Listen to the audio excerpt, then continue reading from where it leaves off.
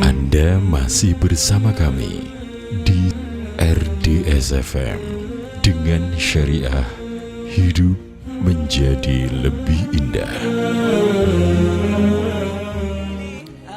Bismillahirrahmanirrahim. Assalamualaikum warahmatullahi wabarakatuh. Subhanallah, alhamdulillah, wala ilaha illallah, Allahu akbar. Dari kawasan Siar Jalan Adi Sumarmo 181 Solo Media Dakwah Syariah 101,4 RDS FM dengan syariah hidup menjadi lebih indah.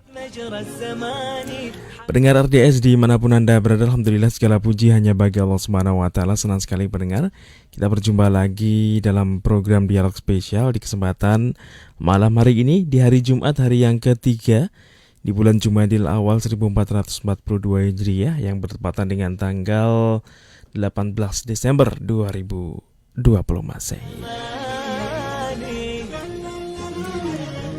Dan di kesempatan malam hari ini pendengar, kita akan bersama dengan narasumber kita ya. Ada Dr. Bobi Faisal, spesialis akupuntur M.Hum.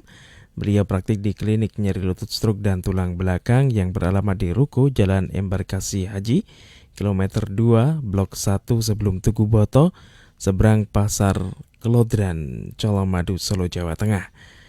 Kemudian pendengar, alhamdulillah juga telah dibuka cabang untuk khusus klinik nyeri ya, yang beralamat di Jalan Pratidina nomor 7, Kepoh, Desa Taudan, Kecamatan Colomadu, Kabupaten Karanganyar, yang merupakan pusat pelayanan masalah nyeri lutut dan tulang belakang di Jawa Tengah yang berfokus pada kedokteran fungsional, regenerasi sel, dan sistem jaringan tubuh yang mengalami nyeri kronis.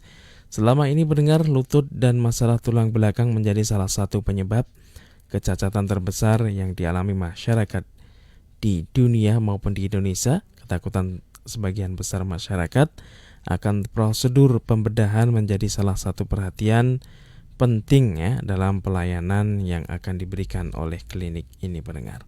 Sehingga muncullah konsep terapi fotobiomodulasi dengan menggunakan low level laser terapi, prolozon, dan integratif neuromuscular Acupoint System Protokol Pain Management. Keunggulan teknologi ini pendengar diantaranya tanpa membutuhkan rawat inap, hasil terapi nyata dan langsung terlihat pada sesi pertama perawatan, serta recovery pasca tindakan cepat sehingga pasien langsung dapat beraktivitas.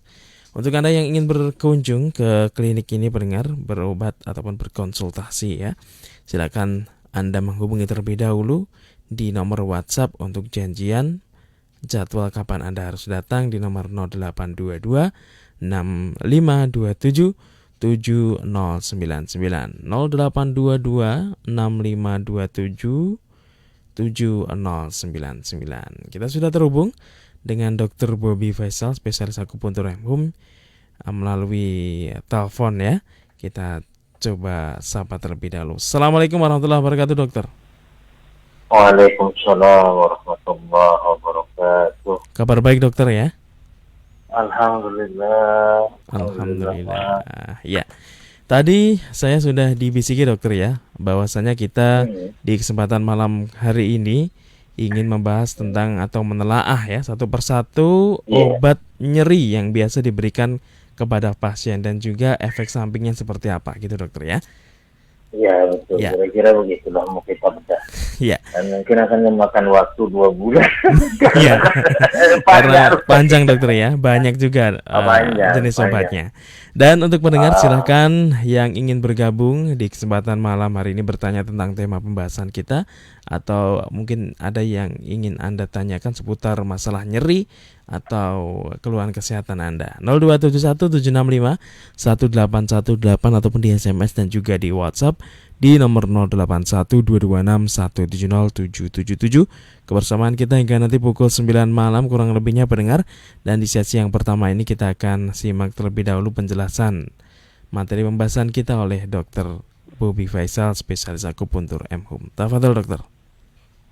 Bismillahirrahmanirrahim. Alhamdulillah Rabbil Alamin. Wassalatu wassalamu ala asrafil anbiya'i wal mursalin سيدنا محمد وعلى آله وصحبه أجمعين. بسم الله الرحمن الرحيم.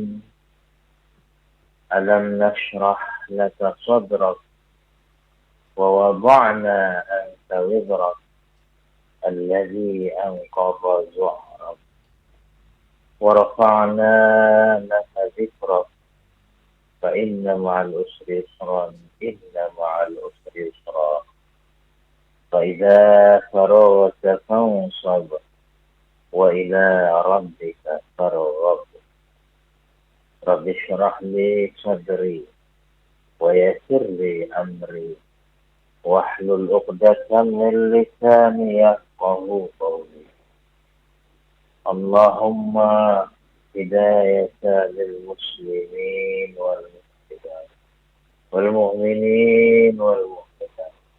اللهم اغفر لأمة محمد صلى الله عليه وسلم في كل مكان أو كل zaman. Hadirin muliakan Allah Subhanahu wa taala. Malam ini pelan-pelan kita akan coba memberikan sedikit banyak penerangan atau edukasi, mudah-mudahan dapat diterima dengan bahasa yang saya usahakan ya sedapat mungkin bisa dimengerti oleh bahasa masyarakat kita sehari-hari. Ya, yakni kita akan membahas satu persatu medikasi ataupun penata laksanaan nyeri, ya terapi nyeri dengan pendekatan multimodal. Multi berarti banyak ya.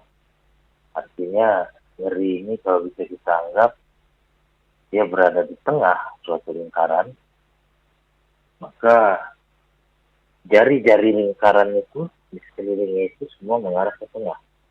Jari-jari itulah disebut multimodal medikasi atau penata laksanaan daripada nyeri ini. Ini hadirin kita mesti paham, dia tidak ada satupun yang kita katakan panas ya atau obat dewa hadirin. Memang kadang-kadang di dalam dunia kedokteran ada yang disebut obat dewa itu, yaitu yang kita sebut sebagai obat-obat golongan steroid. Nanti pun kita bahas, karena steroid juga masuk di dalam bagian daripada terapi ataupun medikasi pengobatan lah ya, bahasa Indonesia yang baik dan benarnya, yang sifatnya multimodal. Beberapa pertemuan yang lalu kita sudah jelaskan bahwasanya nyeri kronis ya itu dia tidak berada atau tidak terkait hanya dengan satu jalur penciptaan nyeri atau jalur aktivasi nyeri saja. Ya, ada berbagai macam jalur, sama seperti tadi saya katakan, nyeri itu adalah core point-nya. Ya kan, core of the core, pernah dengar nggak tuh zaman kayak pilpres ya kan, core of the core. Nah, sekelilingnya itu tuh ada berbagai macam faktor atau jari-jari lingkaran yang dia itu berkontribusi terhadap nyeri tersebut gitu.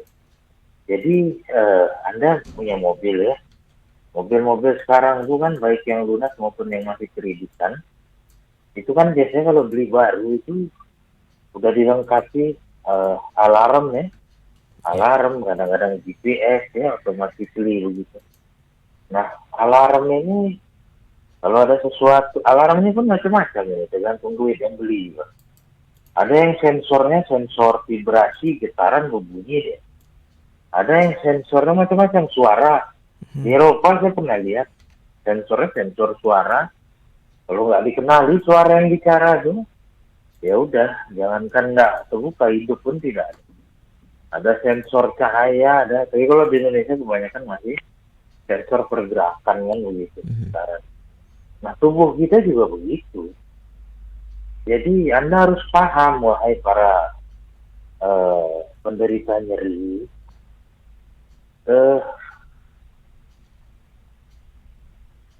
kita juga ingin untuk segera bebas dari rasa nyeri itu. Tapi Anda mesti paham, ketika Anda sudah menjalani nyeri pada fase kronis, beberapa lama nih Bu, baru berapa, 6 tahun. Udah berapa lama ini Pak, baru, sejak kapan? Sejak 10 tahun. Bapak umurnya berapa? 74.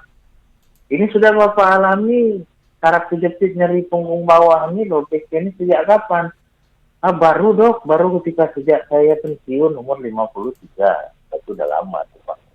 Kalau baru itu berarti masih di bawah 12 nih. Anyway, yang ingin saya sampaikan adalah kita akan mencoba menelaah satu persatu obat-obatan yang mungkin hadirin sekalian sudah pernah atau sedang pernah, ya kan, atau sedang menerima atau bakal menerima pengobatan dengan nama-nama yang akan kita jelaskan berikut ini. Mungkin itu tadi saya bilang, tak semuanya obat-obat ini ada di Indonesia ataupun jamah, ya. Jamah bisa dengan mudah didapatkan, tapi paling tidak 1-2 pasti adalah yang Anda mungkin masih ingat. Anda tuh kalau makan obat, Anda jangan main seperti makan kacang pilus. Itu coba dibaca bungkusnya apa. Itu gadget jangan dibuat untuk jadi buzzer RP aja. Obat-obatan Anda itu sedikit banyak, cobalah Anda ketahui. Oh namanya ini, coba cari di Google. Cari ilmu, edukasi, konsultasikan lagi dengan dokternya, kan begitu, dengan farmasi kan. Ini tidak punya HP canggih, cuma jadi buzzer RP, alah. Nah, yang pertama hadirin sekalian, ketika kita memahami konsep terjadinya nyeri, ya, bahwasanya kita tahu bahwasanya sistem regulasi yang penting, ya, yang terlibat di dalam adanya triggering atau pencetus daripada stimulus nyeri, ya, baik di perifer maupun sentral, tapi sebetulnya ini nggak akan bisa dipisah ini. Kecuali badan Anda dipenggal. Nah, seperti itu, dipisahkan kepala sama badan. Antara nanti proses di perifer, sama yang di sentral. Perifer itu apa ya? Perifer itu ya daerah terpencil lah, luar-luar kekuasaan ibu kota, begitu. Yang kira-kira kalau tak didamaikan bisa seperti. Kalau sentral itu ya yang di pusat lah. Pusat saraf, ini cerita saraf yo. Saraf pusat itu otak dan sumsum tulang belakang. Enggak, kadang-kadang nggak dijelaskan gitu, banyak yang baperan yang sekarang. Ya. Seperti itu. Nah, jadi ternyata kita ini nggak bisa. Jadi ibarat kata nyeri ini macam kita ini yang kejar-kejaran. Ditutup pintu sini, dia cari pintu lain. Ditutup 2 pintu, dia masuk, dia aktifasi dari pintu yang lain. Jadi dia tuh dikatakan multimodal meditasi. Ya, jadi memang modalnya harus banyak. Nggak bisa satu modal begitu. Nah, ini kalau cerita permodalan ini 9 naga. Nah, jadi yang pertama itu, Anda pasti akan mendapatkan obat-obatan yang termasuk golongan penghambat siklo-oksigenase. Ya. Itu adalah dulu kepala-kepalanya. Yang kedua, Anda akan mendapatkan obat-obatan golongan opioid. Opioid ini dia modifikasi daripada morfin, ya. Morfin itu kan bagian dari narkoba, tapi sejak zaman Perang Dunia dulu, bahkan sebelum Perang Dunia, ya, bangsa-bangsa peradaban terdahulu sudah tahu morfin ini, ya. Bangsa Mesir kuno, Yunani kuno, Romawi kuno sudah tahu. Yang ketiga, Anda kemungkinan akan mendapatkan anestesi lokal, ya. Apakah ada yang disuntik, ada berbentuk seperti patch. Patch itu mungkin kalau kita membayangkannya seperti koyo ditempel. Yeah. Tapi ini bukan koyo yang panas, yang kayak cabai begitu, tidak. Tapi dia isinya adalah anestesi lokal, nanti diserap pelan-pelan melalui kulit. Ada lagi nanti yang disebut obat-obat yang Anda terima sebagai penderita nyeri kronis, mungkin golongan antagonis reseptor NMDA. Nah, kalau dikatakan antagonis reseptor berarti dia bersifat menghalangi reseptor itu daripada diduduki oleh sesuatu zat kimia yang berada secara natural di dalam diri, yang mana kalau zat tersebut duduk di situ, ya reseptor resepsi. Nah, kapan resepsi pernikahan? Nah, udah tahu lah kita kan. Nah, itu kalau dia duduk di reseptor itu, maka akan mengaktifasi salah satu jalur nyeri. Sekali lagi saya katakan bahwasanya jalur nyeri ini tidak satu jalur, tidak dua jalur, tidak 3 jalur, lebih daripada 3 jalur. Makanya hadirin sekalian, Anda yang mengalami nyeri kronis, ya, terutama misalnya yang sering itu kan kita hadapin kalau nggak lutut tulang belakang, ya, ada juga sedikit-sedikit kadang bahu, ya, atau sindrom terowongan karpal pergelangan tangan. Tapi yang sering-sering aja lah tulang belakang sama bahu misalnya, kita ambil contoh yang sederhana yang banyak di masyarakat kita. Anda mesti paham, tidak ada satupun obat, satu jenis obat yang bisa memblok atau menghalangi penjalaran atau penjarahan atau stimulasi kerusakan nyeri itu tanpa diiringi oleh terapi-terapi modalitas yang lain. Sesudah antagonis reseptor NMDA, nanti ada juga yang disebut dengan agonis alfa 2 adrenergik. Ini urusan nanti ke saraf simpatis dan parasimpatis. Bahkan kita juga gunakan obat-obat ajuvan. Obat-obat ajuvan ini artinya aslinya dia bukan diciptakan itu untuk nyeri. Tapi ternyata ketika ditelusuri efek obat itu terhadap sel, terhadap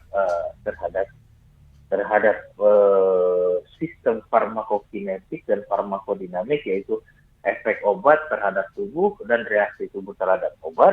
Oh, ternyata dia nyerempet di jalan tol nyeri gitu loh Mas Fatah. Jadi aslinya dia bukan, misalnya dia aslinya untuk obat kejang gitu, atau epilepsi, tapi ternyata di dalam pemeriksaan rekonstruksi ternyata dia ada menyerempet jalur nyeri juga gitu. Jadi dia turut diajukan. Makanya kita sebutnya terapi ajukan gitu. Nah, seperti ini misalnya Anda tahulah, Anda mungkin nggak dikasih tuh kayak gabapentin, pregabalin gitu ya. Terus kalau jenis antagonis reseptor NMDA, mungkin Anda pernah dikasih obat-obat yang mengandung ketamin gitu kan. Kalau anestesi lokal contohnya misalnya yang paling gampang sehari-hari lidocaine kan, seperti itu. Nah, kalau yang contohnya opioid misalnya Anda dikasih tramadol. Jadi Anda harus bisa membedakan mana nama merek sama isi ya. Yeah.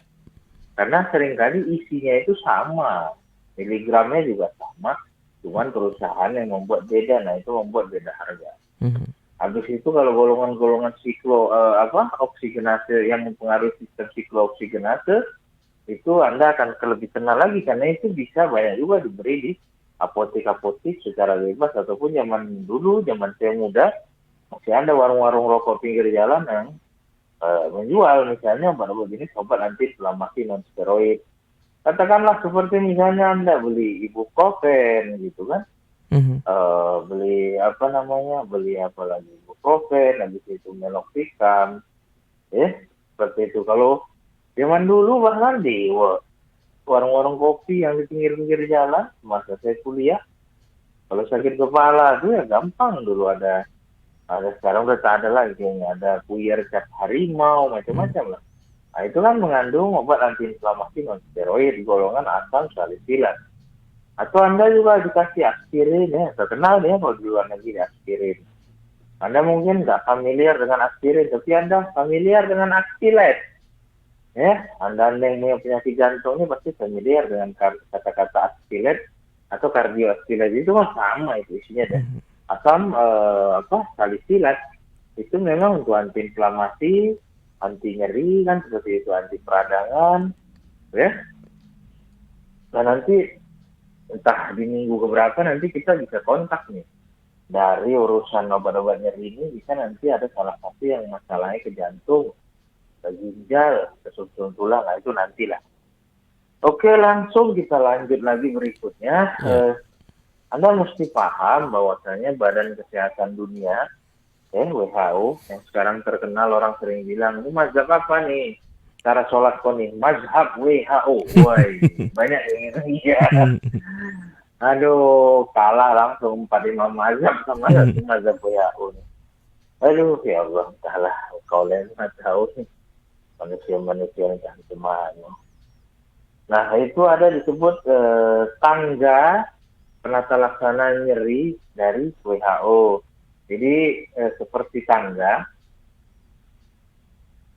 Jadi yang pertama harus kita ketahui, nyeri itu sifatnya sangat individual sekali, ya Mas ya. Iya. Kita berdua nih, saya, Bobby, Faisal, Mas, Fatah. Misalnya kita berdua nyeri apa kita katakan? Yang gampang-gampang aja, nyeri kepala. Ya. Dase mumet. Ya kan? Karena kenapa mumet? Karena ruwet. Kan begitu. Meroket jatuh ke bawah, pas mendarat dengan kepala kita berdua gitu. Nah, kepala kita berdua sakit gitu Mas. Iya. Sama-sama sakit kepala sebelah, katakanlah migrain. Tentu bisa saja antara saya dengan Mas Fatah membeli obat yang sama misalnya. Zaman dulu, zaman kita masih muda, tahun-tahun 80-an Mas, ada puyer cap harimau, cap macan, ada gambar harimau ya. Yeah. Kalau yang nggak tahan, berdebar-debar. Kalau yang tahan, biasa supir-supir truk yang lintas kota itu sering itu tuh selalu.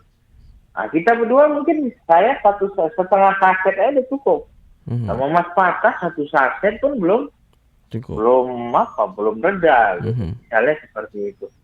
Nah, padahal kan kita sama-sama migrain, tapi kan tidak sesederhana itu yang tidak terlihat di permukaan gitu. Saya kan selalu sering bilang bahwasannya yang sering orang salah kaprah, bukan salah kaprah, tapi kurang memandang sebagai fitrah. Bahwasannya manusia itu bisa merasakan nyeri karena masih ada rohnya. Ya enggak? Coba tuh mayat tuh dibacok-bacok gitu. Itu udah nggak ada nyeri lagi. Seperti itu. Nah, WHO dia merancang, menawarkan begitu. Di dalam penata laksana nyeri ini dia membuat seperti anak tangga gitu. Dia buat 3 level, Mas. Level 1, level 2, level 3. Walaupun kata orang sekarang yang terbaru ada juga level di atas level 3. Tapi yang sering di masyarakat apalagi di di penata laksana di tingkat pertama ya, yang paling dasar, biasanya pakainya 3 level ya. Maksudnya nanti apa ini? Ini obatnya bertambah gitu Mas. Kalau levelnya makin naik, level 1, level 2, level 3. Makin naik dari 1 tangga itu ya, naik ke tangga kedua, ketiga, itu menunjukkan berarti butuh sesuatu yang lebih ekstra di dalam pengobatannya, sebab sudah tak mempan lagi dengan yang biasa-biasa, begitu ya. Yang pertama level 1 itu WHO menawarkan untuk nyeri yang sifatnya sifatnya mild ya. Mild ini mungkin ya kalau kita bilang ini tukang-tukang perokok nih yang kenal nih, kalau kita bilang ini mild, light ya kan. Kalau nggak perokok ini dengar gini bingung kan. Ringan gitu loh Mas, mudah, tapi nyeri gitu kan. Makanya kan nanti kan sebelum pasien nyeri ini kan dia dikasih macam skala. Jadi ya nanti misalnya ada muka-muka gambar orang di situ, kira-kira muka yang mana lah Pak yang Bapak rasakan sedang nyeri, dia tunjuk gitu kan. Seperti itu. Atau kira-kira Pak 0 sampai 10 berapalah skornya, 10 paling parah. Nah, karena memang tak bisa kita rasakan nyeri dia, hanya dia yang bisa. Ya. Nyeri di dunia sama nyeri di akhirat ini sama. Sama-sama tak bisa dirasakan orang. Awak menyangka nyeri awak udah paling sakit, udah paling ringan azab tuh, atau paling berat, padahal ternyata azab tuh paling ringan kan begitu kan. Ringan-ringannya azab di neraka adalah dipakaikan sendal dari api, dipakai di bawah, menggelupur sepanggang otak sampai ke atas. Dia sangka dia yang paling berat di neraka itu. Nah itu nanti urusannya dengan sistem saraf sensori gimana itu bisa kita kaitkan ke hadis itu Mas. Yang pertama itu kalau level 1 nyeri-nyeri ringan, WHO menganjurkan makan obatnya atau pemilihan obatnya jenisnya analgesia yang non opioid. Nah, di sini nanti kita akan kenal kalau di Indonesia namanya adalah obat-obat jenis antiinflamasi non steroid seperti itu. Ya. Misalnya apa? Nah, yang gampang-gampang aja yang mungkin masih ada atau dulu pernah ada di Indonesia. Misalnya aspirin gitu ya. Ya. Atau NSAID atau non steroid antiinflamasi ya, antiinflamasi non steroid, atau yang sifatnya inhibitor selektif terhadap zat yang dikatakan COX-2 yaitu COXIB. Ada yang pernah dengar Celebrex, Celecoxib? Celebrex mungkin udah ditarik. Gitu. Kenapa ditarik? Mungkin cuma depan dan bisa dibahas. Lalu ada misalnya paracetamol, itu juga masuk tuh ke dalam non-opioid analgesik. Ada metamizol itu banyak merek-merek dagangnya tuh. Ya, zaman dulu ada Antalgin, macam-macam lah. Ada apa lagi? Ada Antrein, Norage, macam-macam, isinya sama metamizol. Mulai dari yang generik sampai yang patent, tapi isinya sama metamizol.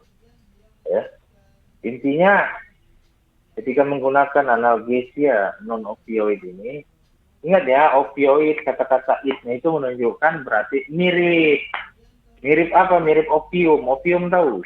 Nah, kalau yang tak pernah nonton film-film apa namanya saling perang antar bandar narkoba di Kolombia, ya kan, kartel narkoba. Kalau tak pernah dengar nama Escobar, gelaplah dunia Anda kemana aja waktu muda. Nah itu kan Kolombia itu hebat tuh, salah satu APBN-nya itu memang dari situ, dari kartel opium itu, dan sering terjadi perang antar sesama kartel, dan itu sangat berdarah-darah sekali. Nah, karena opium ini kan alami gitu kan ya, dari tumbuhan gitu kan. Akhirnya berusaha dipelajari oleh para ahli, dibuatlah sintetiknya, makanya disebut opioid. Seperti itu kan. Sama kayak HP kita juga namanya Android, berarti mirip manusia, maksudnya kepintarannya. Padahal kayaknya makin memegang gadget orang sekarang malah makin bodoh. Humanoid mirip gitu kan. Pokoknya itu bahasa Latin itu, kalau oid itu berarti menyerupai atau diusahakan menyerupai. Nah, kalau nggak mempan juga naik dia tangganya, mungkin nyerinya sekarang bisa, habis itu besok atau bertambah hari ternyata makin sakit, maka WHO menganjurkan level 2 ya. Yang tadi kan belum pakai opioid, hanya non opioid ditambah ajuvan ya, itulah tadi obat-obatan yang awalnya tidak digunakan untuk nyeri, tapi ketika dipelajari cara kerjanya, cara bermainnya, ternyata nyerempet nyeri juga. Cuma nyerempetnya di kilometer berapa nggak tahu saya, mas, karena CCTV-nya mati, belum saya cek. Nah, naik ke level 2 itu sudah pakai opioid, tapi opioid yang mild, yang ringan ya. Nah, ini udah masuk nih narkoba ringan tadi ya. Narkoba yang dilegalkan lah, kan seperti itu. Ditambah apa? Ditambah yang tadi, yang pertama, mas. Yang pertama itu kan non opioid ditambah ajuvan. Jadi di level 2 ini sudah digunakan golongan-golongan opioid, obat-obat yang masuk ke psikofarmaka, tapi yang masih ringan. Apa misalnya di sini yang akan gampang mungkin Anda familiar dengan namanya, contohnya tramadol. Gitu. Nah, kalau itu masih belum juga, level 3 naik lagi. Inilah level paling akhir menurut WHO. Saya kalau cerita nyeri begini, saya teringat akhir kehidupan dari Mustafa Kemal Atatürk. Karena dia sudah pakai yang level 3, Bu. Masih tak bisa kurang nyeri. Sampai habislah, dihabisi Israel lewat. Rasa badannya terbakar semua. Yang pernah saya baca, beliau memang penderita neurosifilis. Sifilis tahu nih? Sifilis tahu, tapi ini udah sampai ke tingkatan komplikasinya merusak sarafnya. Sehingga, dan dia menderita kanker juga, kanker hati ya. urusan nanti ke minum sama ke perempuan ya. Seperti itu. Nah, tapi kan itu hanya lantaran aja. Kalau kita kembalikan kepada pemandangan kekuasaan Allah Ta'ala, وَمَا يَعْمَلْ مِثْقَالَ ذَرَّةٍ خَيْرًا يَرَهُ وَمَا يَعْمَلْ مِثْقَالَ ذَرَّةٍ شَرًّا يَرَهُ. Nah, itu Mustafa Kemal lu tak bisa tidur ya. 24/7 ya kan. Kalau dulu ada 7-Eleven. Ini 24/7, 24 jam sehari, 7 hari seminggu. Jadi bahkan dia udah sampai ke level 3 gitu. Level 3 itu dokternya yang merawat itu dokter ke keistanan dia sudah pakai opioid yang strong ya. Nah ini nanti langsung pakai opium nih, ataupun golongan-golongannya ataupun dosisnya dinaikkan. Nggak cukup hanya itu, ditambah lagi ya, yang satu tadi yaitu non opioid analgesik ditambah ajukan. Jadi paling tidak udah ada 3 macam minimal yang masuk, dan itu morfinnya itu yaitu yang setingkat dengan itu mainnya udah infus gitu. Orang-orang yang pernah menjenguk atau membesuk orang kanker, nyeri kanker mungkin tahu gitu. Kalau dia nyeri, si pasien itu akan memencet sendiri